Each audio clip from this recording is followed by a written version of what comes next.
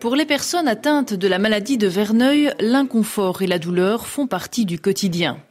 Ça fait maintenant 2 mois que j'ai été opérée. Et maintenant, je recommence déjà des abcès à d'autres endroits. Il faut adapter sa vie professionnelle.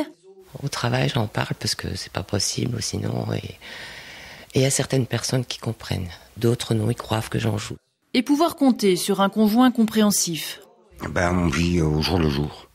Donc on se lève le matin pour voir comment ça accompagne. Si c'est un jour avec ou un jour sans. La maladie de Verneuil se manifeste par des abcès à différents endroits du corps. Ce sont en fait les glandes de la sueur qui s'enflamment sans raison connue. L'inflammation s'intensifie progressivement et devient un nodule volumineux et très douloureux.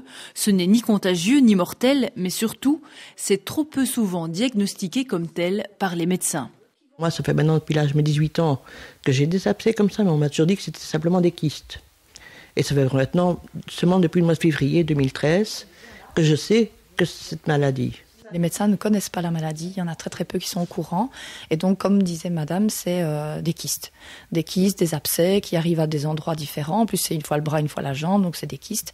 Et ce qu'ils font dans les hôpitaux en général, c'est comme il y a un kyste infecté, donc le phénomène inflammatoire, la douleur, on incise. Et là, on appelle l'infirmière à domicile pour venir mécher. Il n'existe pas, à l'heure actuelle, de traitement qui soigne définitivement la maladie de Verneuil.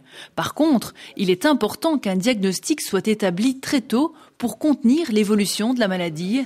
Mais les patients, gênés par leur état, hésitent parfois longtemps avant de consulter. Ils ressentent ça comme quelque chose de sale et d'honteux.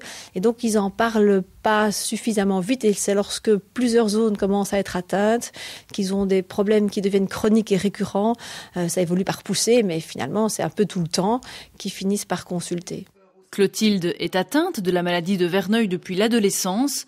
Après avoir vécu des années de souffrance et d'isolement, elle a décidé de fonder la première association belge sur la maladie de Verneuil. Déprimé parce que dans la possibilité de sortir de chez moi, de conduire ma voiture. Et puis un jour, j'ai vu une vidéo et je me suis dit non, stop maintenant.